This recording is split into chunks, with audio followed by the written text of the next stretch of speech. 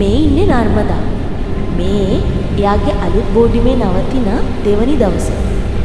දෙවනි දවස කිව්වට එයාගේ තාත්තා ඇවිත් බෝඩිමට සල්ලි බඳුලා ගියාට පස්සේ ඉඳන් නර්මදා අසනීප වෙලා ගමේ ගිය නිසා අද තමයි එයා ඉස්සෙල්ලාම එයාගේ කාමරයට එන්නේ. නර්මදාගේ පවුල සල්ලි භාග්‍ය වැඩි වෙන දුප්පත් පවුලක් නිසා කෙසේ හෝ නර්මදාගේ ඉගෙනීම කටයුතු හා తాවකාලික රැකියාව සඳහා නර්මදාට බෝඩිමක් අවශ්‍ය වෙන නිසා එයාට සිද්ධ වුණේ ඉතාමත් අඩුවට තියෙන මේ තරමක් පාළු බෝඩිමින් කාමරයක් කුලියට ගන්න. ඉතින් අපි මේ බලන්න යන්නේ නර්මදාගේ කතාව. මහන්සිය නිවා ගන්නත් එක්ක කාමරයේ තියෙන පුංචි නාන කාමරයෙන් නාගත්ත නර්මදා රාත්‍රී ඇඳුම් පිටින්ම පාඩම් කරන්නට පටන් ගත්තා. කාමරයේ වූ එකම මේසේ අසලා මු පුටුවේ ඉඳගෙන නර්මදා පාඩම් කරන්න පටන් ගත්තා. ඒත් ගමන් මහන්සියයි වැස්ස නිසා තියෙන තද සීතලයි නිසාම නර්මදාට මේසේ උඩම උළුව තියාගෙන නිින්ද ගියා. දන්නේම නැතුව පැයක කාලයක් ගත වුණා. හරියටම පාන්දර 1යි වෙලාව. කවුදෝ දොරට තට්ටු කරන්න පටන් ගත්ත සද්දෙට නර්මදා ගැස්සිලා හැරුණා. කවුද මේ වෙලාවේ? නර්මදා බය වෙලා ඇහුවත් දොරට තට්ටු කරන සද්දේ හැර වෙන යම් පිළිතුරක් නම් වුණේ නැහැ. කොහොම වුණත් නර්මදා තීරණය කළා දොර ඇරලම බලන්න.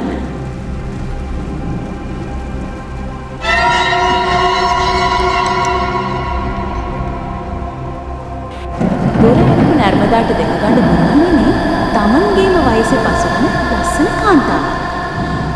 කවුද ඔයා? මොකද මේ වෙලාවේ? නර්මදා අහුවේ කුතුහලයෙන් වගේම තරමක චකිතයකින්. බය වෙන්න එපා. මම අංජලි.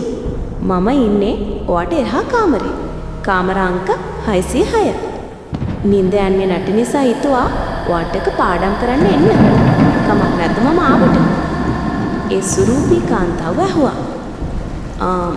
හරි කමක් නේ. එන්න ඇතුළට. නර්මදා අංජලිව කාමරය ඇතුළට ගත්තා. අලුත් යාළුවෙක් මුණ ගැහුණ එක ගැන නර්මදා හිටියේ සතුටෙන්. ඉතින් මේ දෙන්න පාඩම් කළා වගේම උදේ වෙනකන් සතුටෙන් කතා බස් කරමින් කාලය යවුවා. එළි වෙන්න කලින් අංජලි නර්මදාට සමුදීලා කාමරයෙන් ගියේ යලි අද රැයත් අපි පාඩම් කරමු යයි පවසමිනුයි. පහවදා උදෙත් පුරුදු පරිදිම හිරු නැගුණා. ලා හිරු රශ්මිය මේ පාළු මෝසල ගොඩ නැගිල්ල වෙලා ගද්දී නර්මදා හිටියේ වැඩට යන්න ලෑස්ති වෙමින්. නර්මදා නැවත බෝඩිමට එන විට අඳුර වැටී තිබුණු අතරම පෙර දිනයේ මෙන්ම අධික ගිගුරුම් සහිතව සිටිනා.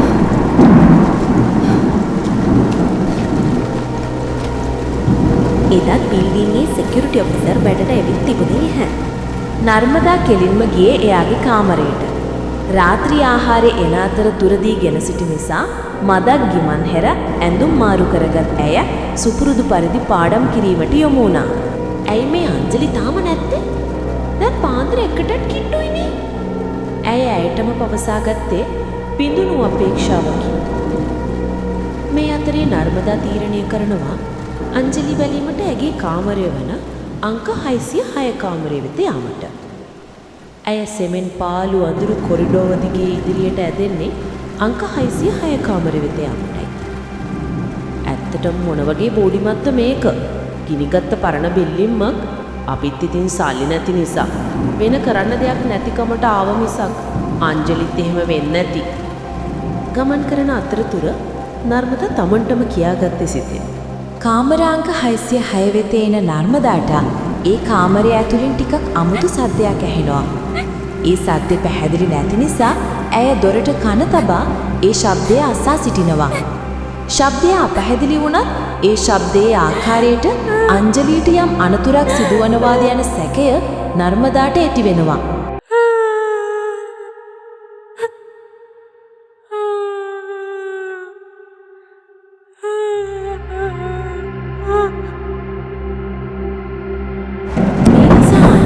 උපරිම පෙරතරා දොරට ගසන්නේ අඩුතරමේ දොර කඩාගෙන ඇතුළට යා හැකි වේලයි යන චේතනාව.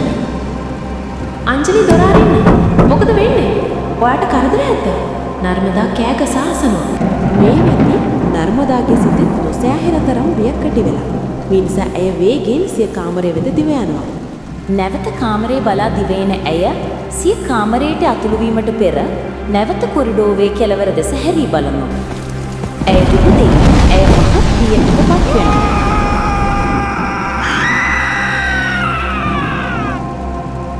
ඇය දකිනවා යම් පුද්ගලයෙක් දිවගොස් කොරිඩෝවේ අන්තයෙන් බිමට පනිනවා. දුටු දේන් ඇස් අදහගත නොහැකි වන ඇය වහාම කාමරයට ඇතුළුව දොර වසා දමා හිස තික්ම පොරවගෙන වකුටු වී නින්දට යන්නේ ඉමහත් බියකින්. අයියෝ දෙයියනේ, මොකද්ද මම මේ දැක්කේ? අදත් මේ සිකියුරිටිත් නැහැනේ. මම මොකක් කරන්නද හිතා ගන්න බෑ. ඇය ඇයටම පවසා ගන්නවා. පසුදින හිරු උදා වෙනවා. මලානික හිරු රැසින් මේ පාළු මෝසල ගොඩනැගිල්ල නැහැවෙද්දී අපි බලමු අපේ නර්මදාට මොකද වෙන්නේ කියලා. අනේ වාසනාවක්. පෙරදා රාත්‍රියේ නර්මදාට නම් අනතුරක් වෙලා නැහැ. ඒත් ඇය ඉන්නේ තාමත් බියෙන්. ඇය අවදිව ඇඳ මත හිඳගෙන කල්පනා කරන්නට පටන් ගන්නවා. මොකක්ද ඇත්තටම මම මේ දැක්කේ? මම පැහැදිලිව දැක්කනේ. මිනිස්සෙක් දුවගෙන ගිහින් කොරිඩෝවෙන් පනිනවා. එකත් එක්කටම අංජලිට කරදරයක්. ඇය කියාගන්නේ ඇයටමයි. මේ අතරේ යමෙක් දොරට තට්ටු කරන හඬින් නර්මදා තිගැස්සී යන්නේ ඉමහත් බියකින්. කවුද උතන? ඇය ඉතා බයින් විමසා සිටිනවා. දොර අරින්න, මම සිකියුරිටි. අම්මෝ ඇති යන්තා. නර්මදා තමන්ටම කියාගත්තේ හිතේ ඇතිවුණු සැනසිල්ලත් සමගයි. ඒ සමගම නර්මදා දොර විවෘත කර සිටියා. අංකල් ආවෙක හොඳයි. මම ගොඩාක් බය වෙලා ඉන්නේ. ඒක තමයි මට පේනවා. දාඩියක් දාලා ඇසුත් ඉදිමිල වගේ නිින්ද ගියේ නැද්ද දුවා? නෑ අංකල්, මම හරි අමුතු දෙයක් දැක්කනේ ඊයේ රෑ. ඊයේ අංජලි ආව නැති නිසා මම ගියා එයාගේ රූම් එක ගාවට. මට රූම් එක ඇතුලේ නාවුතු සද්ද වගේක් ඇහුණා. මම දොර කඩන්නත් හැදුවා. ඒත් බැරි වුණා. මම බය වුණු නිසා ආයේ මගේ කාමරයට දුවන් එන අතරේ පස්ස හැරිලා බලද්දී කවුදෝ මිනිහෙක් දුවන් ගිහින් කොරිඩෝර එකේ කෙළවරෙන් බිමට පැන්නා. අංකල්, අංජලිට කොහොමද අංකල්? අංකල් එයාට කදරයක් ඇති. අපි යන්නේ රූම් එක බලමු ඉක්මනට. මම කොච්චර බය වුණාද කිව්වොත් මට පොලිසියටවත් කෝල් එකක් දෙන්න කල්පනාවක් තිබ්බේ නෑ අංකල්. දැන් නම් ෆෝන් එකත් ඕෆ් වෙලා. අංජලි ඔය දෙයියනේ. මේ බිල්ඩිම කලින් මේ වගේ නෙමෙයි දුව. මේක අලුත්වට තිබ්බ බිල්ඩිමක්. ගොඩක් ගෑනු ළමයි පිරිච්ච තැනක් ඒ දවස්වල මේක. ඒ අතර එක ළමයෙක් හිටියා. සුරංගනාවක් වගේ ලස්සනයි. ගමේ ගොඩක් අය ආදරය කරපු දුවෙක්. එයා නැවතිලා හිටියේ ඔයා ඔය කියන රූම් නම්බර් 606. ඒත් ඉතින් දේවල් වෙනස් වෙන්න ගියේ ටික කාලයයි. මේ ගමේ හිටියා ටිකක් කඩවසම් ඒත් කිසි කමකට නැති රස්තියාදුකාරයෙක්. කිසි කමකට නැති එක එක දේවල් වලට ඇබ්බැහි වෙච්ච මේ මිනිස්සයා නිතර හොස්ටල් එකට ගැවසෙන්න ගත්තා. අවාසනාවකට අර අංක 606 හිටිය ඒ ලස්සන සමනලීත් මේ මනමාලගේ ඇහැට ගැටුණා. ඉතින් මූ ඒ කෙල්ලගේ පස්සෙන් එන්න පටන් ගත්තා.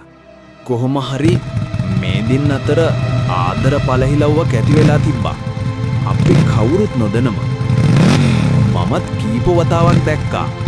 මේ බැරිවි ඒ කොල්ලගේ බයික් එකේ ඇවිත් බහිනවා ගේට්ටුව ගාවින්.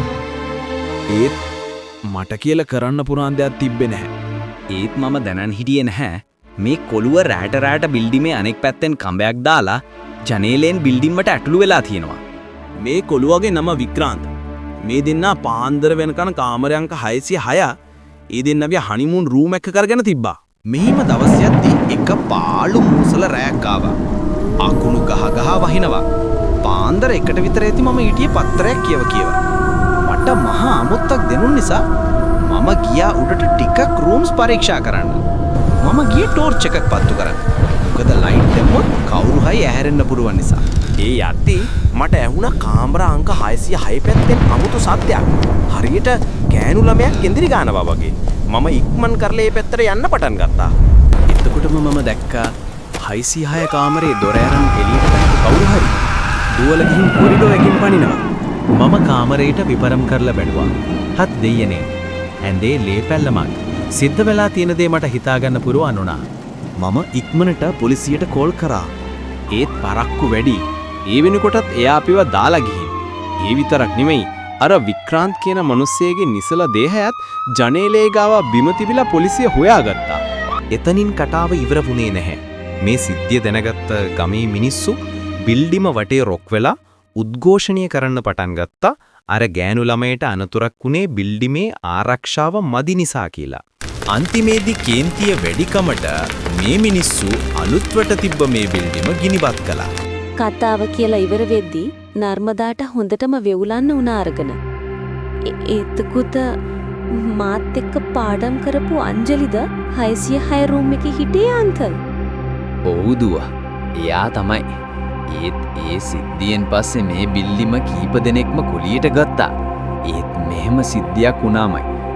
ඉන්න දුවා. මම ඔයාගේ තාත්තට කෝල් එකක් දීලා එන්න කියන්නම්. හරි අංකල්.